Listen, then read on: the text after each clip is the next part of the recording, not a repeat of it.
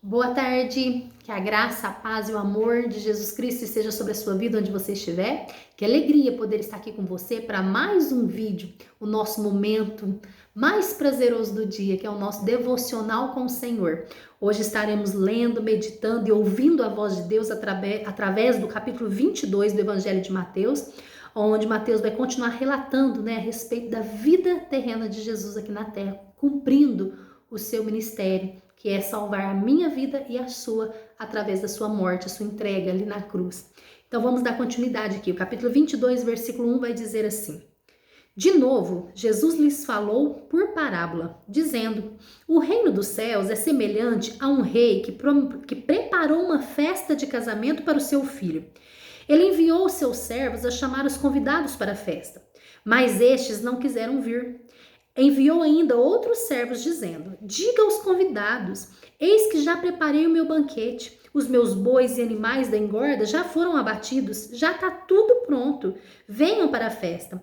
Mas os convidados não se importaram. E se foram, um para o campo, outro para os seus negócios, outros, ainda agarrando os servos, os maltrataram e mataram. O rei ficou furioso e, enviando as suas tropas, exterminou aqueles assassinos e incendiou a cidade deles. Então disse aos seus servos: A festa está pronta, mas os convidados não eram dignos. Vão, pois, para as encruzilhadas dos caminhos e convidem para o banquete todos os que vocês encontrarem. E saindo aqueles servos pelas estradas, reuniram todos os que encontraram, os maus e os bons. E a sala do banquete ficou cheia de convidados. Mas quando o rei entrou para ver o que estavam à mesa, notou ali um homem que não trazia vestes nupcial. E perguntou-lhe: Amigo, como você entrou aqui sem veste nupcial? E ele emudeceu. Então o rei ordenou aos serventes: Amarrem os pés e as mãos dele e atirem-no para fora, nas trevas, e ali haverá choro e ranger de dentes, porque muitos são chamados, mas poucos são escolhidos. Então aqui, mais uma vez, o Senhor vai trazer uma parábola, que é uma ilustração, uma comparação, de uma maneira mais simples, para fazer ali uma comparação do que seria o reino do Senhor, o reino de Deus sobre as nossas vidas. E então ele vai comparar com um rei que fez uma festa de casamento ao seu filho. A palavra do Senhor vai dizer que o noivo é o próprio Jesus Cristo e que a noiva do casamento, que vai ser o casamento do noivo, que é Jesus Cristo, com a igreja, que é o povo que serve a Deus aqui na terra. E aqui ele está trazendo essa ilustração, dizendo que o rei, preparando toda aquela festa, ele manda ir convidar as pessoas. Ele já tinha os convidados, que eram os convidados específicos para aquela festa. Porém, ao irem chamar esses convidados, falando que já estava tudo pronto, os animais já haviam sido abatidos, a festa já estava preparada, eles, preocupados com os negócios dessa terra, preocupados em ir para o campo, cuidar dos seus interesses, eles não fizeram questão do convite. E aí, mais uma vez, ele manda os servos conscientizar eles: olha, tá tudo preparado, é só vocês vir participar da festa, o Senhor já preparou tudo. E que eles não quiseram, não deram atenção, e ainda alguns maltrataram esses servos e os mataram. Aí vai dizer que então esse senhor fica muito furioso, esse rei, e vai lá e extermina o povo e manda agora sair por outros caminhos e encontrar todos, sendo bom, sendo ruim, convida todo mundo para vir essa festa.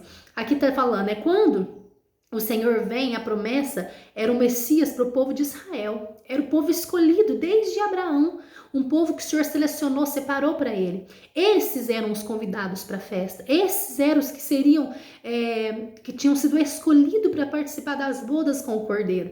Porém, eles não entenderam o convite, não fizeram caso do convite, muitos até maltrataram, os servos, os profetas que pregavam, que ensinavam, que falavam a respeito dessa festa. Quantos profetas foram mortos pelo próprio povo escolhido, não deram atenção, preocupados com as coisas aqui da terra, não aceitavam o confronto contra os seus próprios pecados. Então, como vai dizer que eles não eram dignos da festa, de ser convidado para a festa. Então, ele pede para ir chamar os outros, os bons e os maus. Chamar quem são os outros? Eu e você, que somos os gentios, que não somos judeus, que também vivíamos uma vida errada, que não somos bons, o único bom em nossa vida é Jesus. Então ele nos alcançou e nos chamou para a festa. Então todos nós, hoje o convite da festa celestial, do casamento de Jesus com o seu povo, com a sua igreja, é estendido a nós. Nós somos, né, hoje a noiva de Cristo. Então, ele vai dizer que quando o rei, a festa já estava cheia de convidados, ele vai passar pela festa para ver como tá os convidados, e ali ele encontra um que não estava com a veste nupcial. O que dá a entender que provavelmente, como saiu nas ruas chamando as pessoas que estavam ali, na porta desse casamento, quando você ia entrar, você recebia uma veste adequada para aquele ambiente, uma veste limpa, que ali te deixava mais digno para entrar naquela festa. Mas um desses convidados ou não fez caso da roupa, não quis, se sentiu digno de entrar do jeito que ele não estava com a roupa adequada, que provavelmente, né, os estudiosos acreditam dessa passagem que isso poderiam ser roupas que estavam sendo entregues ali na entrada, não fez questão, e aí ele vai falar, né, por que você tá sem as roupas adequadas? E aí ele fica mudo, né, não fala nada, e é onde ele dá ordem aos seus servos, pega ele, prende as mãos e os pés, lança ele lá fora, ali onde há pranto, ranger de dente, ali onde há trevas. É assim que irá acontecer com aqueles que não estiver com as vestes adequadas. Que vestes são essas? Eu queria ler com você Apocalipse, capítulo 3, versículo 4 e 5, para a gente entender um pouco melhor a respeito dessas vestes. Ó, Apocalipse, capítulo 3, versículo 4 e 5 vai dizer assim, ó. Mas você tem aí em Sardes umas poucas pessoas que não contaminaram as suas vestes. Elas andaram comigo vestidas de branco, pois são dignas. O vencedor será assim, vestido de branco, e de modo nenhum apagarei seu nome do livro da vida. Pelo contrário, confessarei o seu nome diante do Pai e diante dos seus anjos. Quem tem ouvidos, ouça o que o Espírito diz às igrejas. Aqui é um versículo que faz parte da carta à igreja de Sardes, onde vai dar referência de como é essa veste. É vestes brancas, vestes purificadas, vestes que foram lavadas, que são alvas, né, brancas como a neve. E o versículo também em Apocalipse, capítulo 22, versículo 14. Capítulo 22, versículo 14 vai dizer assim, de Apocalipse: Bem-aventurados aqueles que lavam as suas vestes, para que tenha direito à árvore da vida e entram na cidade pelos portões.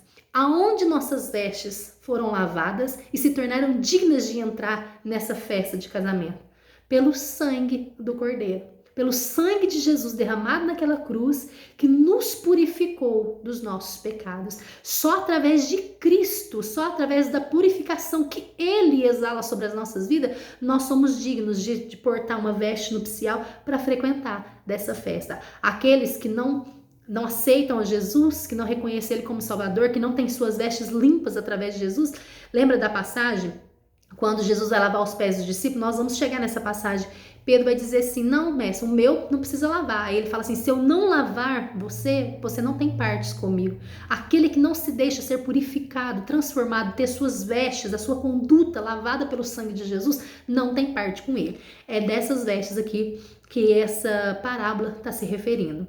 Versículo 15. Então os fariseus se retiraram e consultaram entre si como surpreenderiam Jesus em alguma palavra. E enviaram-lhes discípulos juntamente com os herodianos para lhes dizer: Mestre, sabemos que o Senhor é verdadeiro e que ensina o caminho de Deus de acordo com a verdade, sem se importar com a opinião dos outros, porque não olha para a aparência das pessoas. Assim sendo, diga-nos o que o Senhor acha. É lícito pagar imposto a César ou não? Mas Jesus, percebendo a maldade deles, respondeu: Hipócritas, por que vocês estão me pondo à prova? Mostre-me a moeda de imposto. Trouxeram-lhe um denário e Jesus lhe perguntou: De quem é a figura que está nessa inscrição? Eles responderam: De César. Então Jesus lhe disse: Deem, pois, a César o que é de César e a Deus o que é de Deus. Ouvindo isso, se admiraram e deixaram e foram embora. Então aqui vai dizer que após essa parábola que Jesus trouxe a respeito do casamento, eles entenderam que o Senhor estava falando que os indignos de entrar na festa eram os próprios religiosos, eram eles. Então eles ali começaram a se retirar e começaram a consultar um ao outro, dialogar como eles fariam para pegar Jesus através de surpreender ele através de alguma palavra que ele pudesse falar. Então eles vêm com esse questionamento, eles chegam até Jesus e vai falar assim: Nossa, Senhor, Só quero especificar aqui que vai dizer que enviaram-lhes discípulos juntamente com os herodianos. Quem que eram os herodianos? Herodianos era um partido político que apoiava Herodes e também as políticas que era instituída por Roma. Então, esse partido, os herodianos, eles eram a favor do poderio ali do governo de Roma. Então, eles eram praticamente inimigos dos ideais dos fariseus. Eram dois grupos distintos que defendiam as suas opiniões. Cada um tinha a sua, era contrário uma da outra. Eles eram, vamos dizer isso mesmo, eles eram inimigos, mas que se uniram agora para pegar Jesus.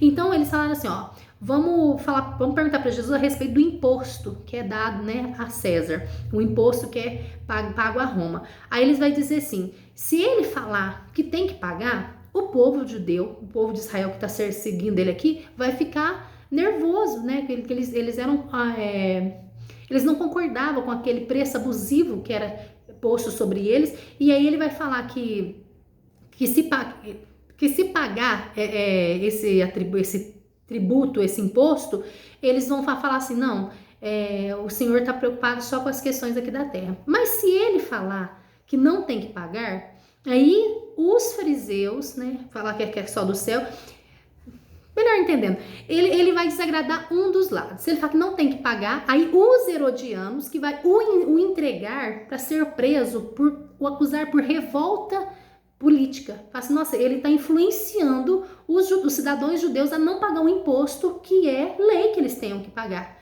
Então, juntaram os dois grupos, falando, se ele defender o seu lado, eu entro com acusação. Se ele defender o seu lado, eu entro. De qualquer maneira, nós vamos pegar Jesus. Mas Jesus, que é onisciente, né? Primeiro ele vai falar assim, vocês são hipócritas, vocês estão me pondo à prova. Mas me trazem aí uma moeda. Aí trouxeram para ele um denário, né? Que era a moeda, o valor pago de um dia de trabalho. E eles falam assim, qual é a figura que está ilustrada aí? O rosto é de quem? Aí eles falam assim, é de César. Ele fala, então, dá a César o que é de César. E dá a Deus o que é de Deus. Aonde nós vemos a figura que é de Deus? No meu e no seu semblante. Nós somos a imagem e semelhança de Deus. Então ele está falando assim, pague as suas obrigações aqui na terra, os seus impostos, aquilo que é proposto, que você tem que pagar, cumprir os seus compromissos aqui da terra, mas também ofereçam a vida de vocês, se ofereçam a Deus, porque vocês também têm compromissos celestiais. Aqui o Senhor está falando que nós temos duas cidadanias, a cidadania celestial e a cidadania terrena, e que nos dois nós temos compromissos, responsabilidades e precisamos ser fiéis e cumprir e pagar aquilo que é necessário. Então aqui eles ouvindo, se admiraram, né, da sabedoria de Jesus, não conseguiram pegar, ele conseguiu demonstrar e se pôr a favor da responsabilidade dos dois lados e os deixando foram embora. Aí no versículo 23 vai dizer assim, ó, naquele dia, alguns saduceus, aí vem outro grupo. Esse grupo religioso, esses saduceus, eles não acreditavam na ressurreição. Eles só acreditavam no Pentateuco, que é os 5 primeiros livros do Antigo Testamento. Gênesis, Êxodo, Levítico, Número e Deuteronômio. Essa era a base de ensino para eles. Eles só acreditavam, não acreditavam nos profetas, nos outros livros, só nesse. Então eles não acreditavam na ressurreição. Ó, naquele dia, alguns saduceus que dizem não haver ressurreição aproximaram de Jesus e lhe perguntaram: Mestre, Moisés disse, se alguém morrer não tendo filhos, o irmão desse homem deve casar com a viúva e gerar descendentes para o falecido. Ora, havia entre nós 7 irmãos. O primeiro, tendo casado, morreu e não tendo descendência, deixou sua mulher para o seu irmão. O mesmo aconteceu com o segundo, com o terceiro, até o 7º. Por fim, depois de todos, morreu também a mulher. Portanto, na ressurreição, né, já que você acredita em ressurreição, como é que vai ficar essa bagunça então? De qual dos 7 ela será esposa? Porque todos casaram com ela. O erro, aí Jesus vai responder, o erro de vocês está no fato de não conhecerem as Escrituras, nem o poder de Deus. Ele está falando assim, vocês acreditam no Pentateuco, mas vocês não conhecem por excelência a totalidade da Escritura, e muito menos o poder de Deus. Porque na ressurreição, nem casam, nem se dão em casamento, mas são como os anjos do céu. Quanto à ressurreição dos mortos, vocês nunca leram que Deus disse a vocês? Eu sou o Deus de Abraão, Deus de Isaac e Deus de Jacó. Ele não é Deus de mortos, e sim de vivos. Então aqui ele está trazendo, já que eles só acreditam no Pentateuco, ele vai usar uma referência de Êxodo, que é o 2º livro do Pentateuco. Vocês não leram? não disseram a vocês que nas escrituras, lá em Êxodo, que é uma base do que vocês acreditam, o Senhor vai dizer, eu sou Deus de Abraão, Deus de Isaac e Deus de Jacó. E esses estão mortos, mas eles não permanecem mortos, porque eles ressuscitam. Aí ele vai dizer, e Deus não é Deus de morto, e sim de vivo. Então, se não houver ressurreição, esses homens estão mortos. Mas Deus não é Deus dos mortos, Deus é Deus dos vivos. Por quê? Porque Ele é um Deus da ressurreição. Então, aqui, quando ouviram isso, as multidões se maravilharam da sua doutrina. Então, vem 3 grupos, fariseus, os herodianos, agora vem os saduceus, e nenhum deles conseguiu deixar Jesus sem resposta. O Senhor trazia resposta para todas as perguntas. Então, ele vem aqui com questionamento. Senhor, eles não acreditavam na ressurreição. Existia, né, o costume deles que quando uma mulher ela se casava com um homem e ela não tinha gerado um filho para deixar a descendência desse homem, quando esse homem morria, aí ela casava-se com o irmão, era dado para ela o irmão do marido dela para que ela pudesse gerar filhos, né, se casava com ele e dar herdeiros para o seu marido.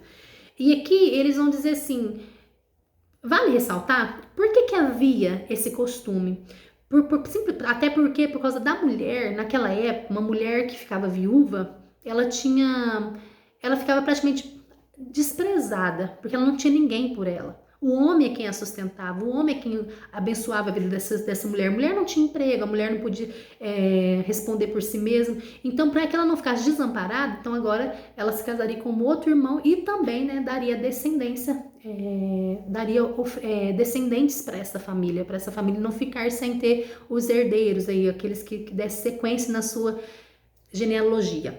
Então, aqui ele vai dizer assim, ele dá o exemplo, né? São 7 irmãos. O primeiro morreu, não gerou filho, o segundo também, aí ela foi esposa dos 7.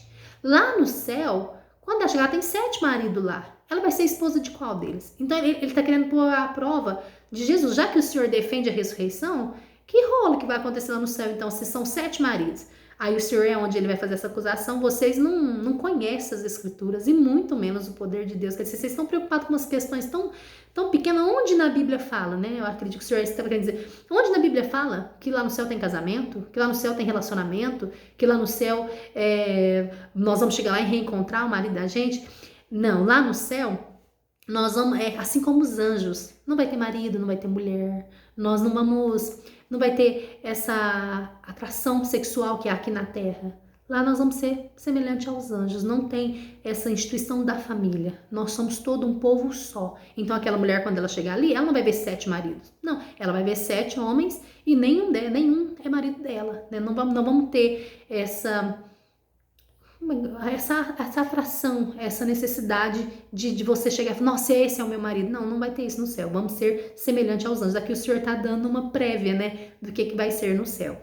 E aqui ouvindo eles, né, as multidões se maravilhavam da doutrina de Jesus. Gente, não tem que Jesus não tenha resposta. Então aqui vem o versículo 34. Entretanto, os fariseus, sabendo que Jesus haviam silenciado os saduceus, e isso deixaram os fariseus maravilhados, porque os fariseus acreditavam na ressurreição e os saduceus não. Então agora o Senhor vem com uma resposta bem teológica e pautada na Bíblia, dando para eles que o Senhor é Deus dos vivos e o Senhor é Deus de ressurreição. Os fariseus imaginam que aqui ficou até meio que vangloriado. Nossa, tá vendo? É o que nós defende que tá certo. Não é os saduceus. Então, entretanto, os fariseus, sabendo que Jesus havia silenciado os saduceus, reuniram-se em conselho.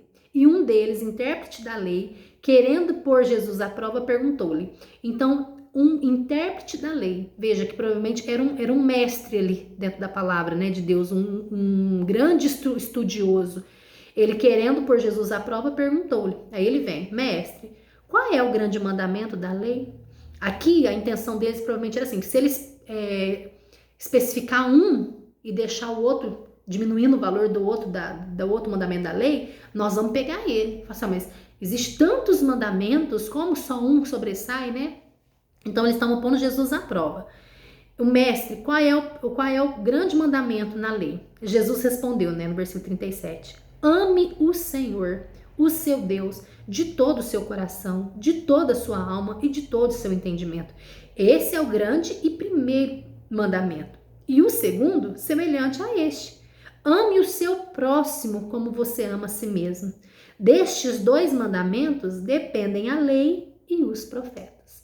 Então aqui o Senhor traz com muita, vamos dizer assim, com muita naturalidade, o resumo de toda a lei, que se dá em 2 colunas.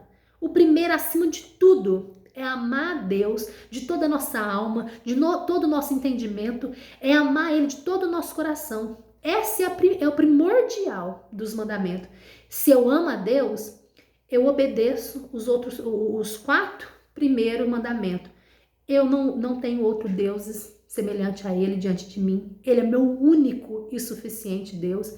Eu não clamo o nome de Deus em vão. Eu reverencio o nome de Deus. O nome de Deus é santo. E aí, os outros 4 é resumido do nosso relacionamento com Deus. Se eu amo Ele de todo o meu coração, eu santifico, né? Na lei era especificada pelo sábio, eu tenho o meu momento no meu particular com Ele, dedicado a Ele, os meus períodos, os meus dias, que eu tiro. A importância que fala do devocional aqui, na lei era especificado ter um dia em que você deixasse de ser ocupado pela correria dos afazeres, do emprego, para que você tivesse um dia dedicado ao Senhor, né? Que eu testei no outro vídeo, que hoje nós temos o domingo, que o Senhor nos abençoa. A gente tem pessoas que trabalham até de segunda a sábado, tem pessoas que só de segunda a sexta, e é importante a gente ter um dia na semana que a gente tira para se relacionar melhor com a família, que o nome de Deus está sendo glorificado ali, em ter uma vida saudável, ensinando os nossos filhos quem é Deus através do nosso amor e dedicação, tendo o dia de cultuar a Deus, de ir à casa de Deus, de também oferecer sacrifícios de adoração, de devoção, de leitura, de meditação, de louvor nos nossos lares, porque às vezes no dia de segunda a sexta é aquela correria. O importante é que a gente faça o que nós estamos fazendo, ter a leitura diária, um período de meditação, mas tem pessoas que na correria não tem, então tem que ter um dia dedicado ao Senhor. Se eu amo Ele, eu tenho tempo para Deus. E aí a segunda coluna que ele vai especificar, né? Qual é o segundo mandamento? É amar o meu próximo como a mim mesmo. Eu amo a minha vida, eu me amo, tanto que eu sei do que eu gosto, do que eu não gosto. E se eu amo o próximo como a mim mesma, aquilo que eu não quero que seja feito a mim, eu não faço a ele. Eu gosto que as pessoas me insultem? Não, então não vou insultar as pessoas. Eu gosto que as pessoas me ferem? Não, então não vou ferir as pessoas. Eu vou ter a decência de olhar para o meu próximo e fazer com ele exatamente o que eu quero que ele faça por mim, de cobrar dele o que primeiro eu ofereço. E se eu amo meu próximo como a mim mesmo, eu obedeço os outros 6 mandamentos, que aí eu não vou cobiçar o que é do próximo, porque é dele, o que é dele, assim como eu não gosto que ninguém cobiça o que é meu. Eu não vou maltratar, eu não vou matar, porque eu não quero que ninguém também tire a minha vida. E aí eu cumpro todos os outros mandamentos. Por quê? Porque eu amo meu próximo. Se eu verdadeiramente amo, eu não consigo fazer nada de ruim contra ele. Então, eu amando a Deus acima de qualquer coisa e o próximo a mim mesmo, eu obedeço todos os outros mandamentos. É inevitável, porque o amor, a essência do amor, o verdadeiro amor, não me permite fazer aquilo que é mal ao outro. E o amor, ele não nasce de uma hora para outra. Por exemplo, assim, como que eu começo a amar a Deus? Me relacionando com Ele, entendendo que Ele me amou primeiro, que Ele mandou Jesus para pagar pelos meus pecados, que Ele é o Pai presente em todo o tempo, que Ele é aquele que traz o consolo no momento da angústia, que o Senhor é exatamente o que a minha alma precisa. Então, cada dia eu me relacionando com Ele, conhecendo Ele através da Escritura, o amor no meu coração vai sendo gerado por Ele. Como que eu amo meu irmão? Eu me relacionando com ele, o meu próximo, vendo o lado bom da vida dele. Até mesmo quando as pessoas nos entristecem, falham conosco, a gente sabe que a nossa guerra não é contra ele, porque a maldade é que impera na humanidade, que é com influências malignas que as pessoas cometem tantos atos horríveis nessa terra. Então, buscando os atributos e as qualidades um dos outros, conhecendo. Então, não guarde mágoa, não guarde ressentimento e procure analisar para você trazer o amor.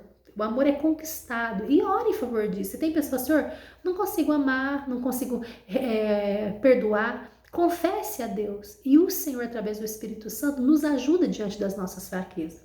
E aqui, para a gente finalizar, o versículo 41 vai dizer assim: estando reunidos os fariseus, Jesus lhe perguntou. Agora, eles tinham perguntado ao Senhor: Agora chegou o momento de Jesus perguntar para eles: o que vocês pensam do Cristo? Está perguntando assim, mas o que vocês pensam a meu respeito? De quem é filho? Aí eles respondem: de Davi. E Jesus perguntou: então como é que Davi, pelo Espírito, chama o Cristo de Senhor, dizendo? Aí ele vai trazer uma referência de Salmos 110, versículo 1. Disse o Senhor ao meu Senhor: senta-se à minha direita, até que eu ponha os seus inimigos debaixo dos seus pés. Essas aqui são falas do salmista Davi, dizendo que o Senhor Jesus era o seu próprio Senhor. Aí ele vai dizer, portanto, se Davi chama de Senhor, como ele pode ser filho de Davi? E ninguém podia responder uma pergunta, ninguém podia responder uma palavra. E a partir daquele dia, ninguém mais ousou fazer perguntas. Ninguém sabia responder. Eles diziam que ele seria filho de Davi, se referindo às profecias de que viria um, né, que era o Messias, filho de Davi, dando essa referência de que ele seria descendente de Davi. Mas aí aqui quando eles respondem, ele é filho de Davi, eles nem sabem do que eles estão falando. Aí o Senhor fala assim, então ele é filho de Davi? Então se vocês conhecem tantas escrituras, então me explica, por que o próprio Davi me chama de Senhor? E aí ninguém podia responder. Por quê? Porque a soberania, a sabedoria do Senhor, ela excede todo o entendimento. Então, e ele só revela as suas, vamos dizer assim, a sua glória, a sua sabedoria aos pequeninos como eu e você, aqueles que têm o coração, né, sensíveis através do Espírito Santo e ouve a voz de Deus e entende a revelação do Senhor. Essa é a palavra dessa tarde de hoje, nos mostrando, né, o quanto o Senhor era perseguido, o quanto ele em alguns momentos foi questionado, até aqui, porque depois nos capítulos seguintes aqui nós vamos ver, como foi dito aqui, que ninguém podia lhe responder uma palavra, e a partir daquele dia ninguém mais ousou fazer perguntas ao Senhor. Sabia que não seria por esse caminho que eles iam conseguir pegar Jesus. Jesus tinha resposta para tudo. Então, que o Senhor nessa tarde possa nos tornar sensíveis à voz dele, sabendo que ele é conhecedor de todas as coisas. Ele é o nosso Salvador. Eu quero frisar que hoje nós estamos na quinta e no domingo se comemora, né, a Páscoa. Quero frisar isso. A nossa Páscoa é Jesus.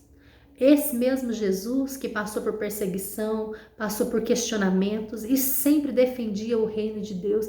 Esse mesmo Jesus, né, que traz a parábola e nos fala da festa que está preparada para aqueles que realmente lavar suas vestes no sangue do Cordeiro, para aqueles que tiverem um compromisso com o Senhor, para esses tem um lugar reservado nessa festa, para essa festa gloriosa nas bodas do Cordeiro, que um dia nós vamos estar face a face com o Senhor. Então que possamos pedir ao Senhor, Pai, nos ensina todos os dias a reconhecer que Tu és o nosso Salvador, Tu és o nosso Cordeiro Pascual, Tu és aquele que nos dá o sabor, a alegria de que hoje nós possamos dizer que nós somos livres pelo preço de Jesus Cristo. Nós temos livre acesso à comunhão contigo. O Senhor, através de Jesus Cristo, nos fez deixar de ser meras criaturas para nos tornarmos filhos do Deus Altíssimo. Que preço que Jesus pagou por nós. Nós vamos ler, né, o Evangelho de Mateus vai até o capítulo 28. Nós estamos terminando e nós vamos ver tudo aquilo que Jesus passou por mim e por você. E vamos entender, né, quem sabe de uma maneira mais profunda, que a Páscoa ela é muito mais iluminada, ela é muito mais saborosa hoje para nós. Mas para que essa Páscoa chegasse para nós com um doce tão gostoso, que excede o valor de um chocolate, que hoje o nosso capitalismo, né, ele criou o ovo de chocolate, porque o ovo ele simboliza a vida, né? Pegou o coelho, que é um símbolo de um animal de fertilidade, que não tem nada a ver, nem o ovo, nem o coelho, que o verdadeiro símbolo, né, da Páscoa é Jesus Cristo, é a cruz, é a morte dele que gerou vida em nós. Mas, né, a gente entende que o chocolate é algo que praticamente agrada quase todo mundo, então por isso que eles usam, né, o ovo feito de chocolate, e aí que nós, mas só para finalizar, que ao comer, se você receber um ovo de chocolate ou presentear alguém com um ovo de chocolate, que você conte isso, né? O que Jesus fez por mim e por você, o sabor para Jesus foi amargo, foi cruel. O de ser insultado, de ser abandonado por quem ele amava, Muito dos seus próprios discípulos, dessa multidão que acompanhava Jesus, vendo tudo isso, abandonou Jesus, até que ele ressuscitou. Lázaro não estava ali presente no cenário, pessoas deixaram Jesus.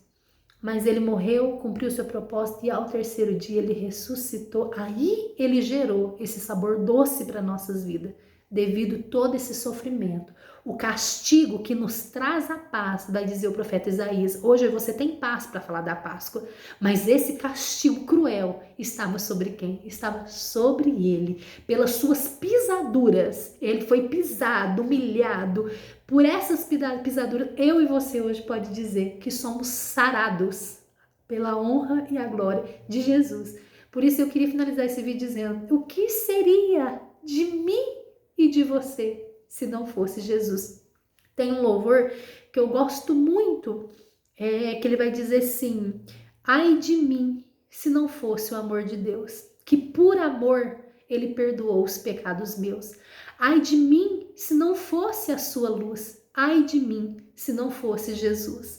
Esse louvor vai dizer: se não fosse Jesus, nós nem saberíamos mesmo o verdadeiro valor da Páscoa. Jesus é a Páscoa que precisa estar vivos em nossa vida. Nesse domingo que está se aproximando, que a gente se lembre de falar: Senhor, muito obrigado. Muito obrigado pelo alto preço de cruz que o Senhor pagou pela minha vida. Esse é o maior presente que eu recebi de Páscoa em toda a minha vida. E quero, nessa tarde, agradecer ao Senhor por esse vídeo, por essas palavras, e que o Senhor pode continuar nos dando, né, momentos como esse para sermos edificados a nossa fé diante da palavra dele.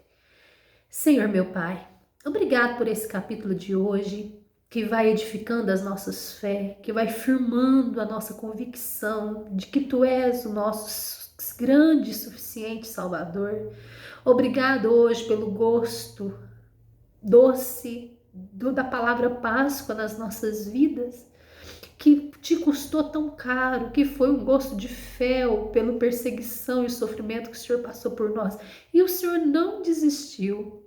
Ainda que lá na oração em Getsêmani, o Senhor falava ao Senhor, né, se possível, afasta de mim esse cálice. O Senhor sabia que os momentos que sucederia após aquele momento seria muito cruel, mas o Senhor ainda disse que seja feita a tua vontade. O Senhor cumpriu a vontade do Pai, e por isso que eu e essas pessoas que estão aqui através desse vídeo possamos dizer que nós temos paz, essa paz comprada diante do teu sofrimento. O Senhor se fez pecado por nós. Obrigada, Senhor.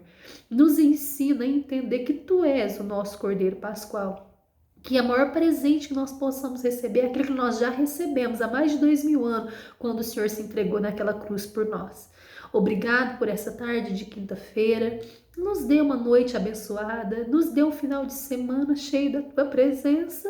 Que nos nossos lares, quando entrar os ovos de chocolate, que nada disso, Senhor, possa roubar a cena de que o Senhor esteja no trono, ocupando ali o centro, que as nossas vidas estejam rendidas diante de Ti. Que nós, através do Teu Espírito Santo, possamos ensinar os nossos filhos que o Senhor é o Salvador, que não tem coelho, não tem chocolate, não, que o símbolo é a cruz que o Senhor carregou por nós, meu Pai. Nós Te louvamos por tudo que o Senhor tem feito, meu Deus. Obrigado. Permitindo, Senhor, estaremos aqui amanhã para finalizar a semana. Obrigado pela Tua misericórdia. Alcance os nossos lares e principalmente a totalidade do nosso coração rendido a Ti. Que não sejamos como os herodianos, como os saduceus, como os fariseus, que serviam o Senhor de uma maneira rasa, se perdiam nos seus próprios entendimentos, mas que sejamos uns simples servos diante de Ti, mas que se entrega de coração e que se permite ser moldado pelo poder da Tua palavra. O Senhor, num desses versículos, vai dizer que eles erravam por não conhecer a palavra e acreditar no poder de Deus. Que possamos conhecer a Tua palavra e confiar no poderoso poder de Deus sobre as nossas vidas. Obrigado por tudo, Senhor. Nós queremos Te agradecer nessa tarde. Amém. Eu me despeço de você, te desejando um final de quinta-feira abençoado e que, permitindo o Senhor, amanhã nós estaremos aqui. Fica com Deus.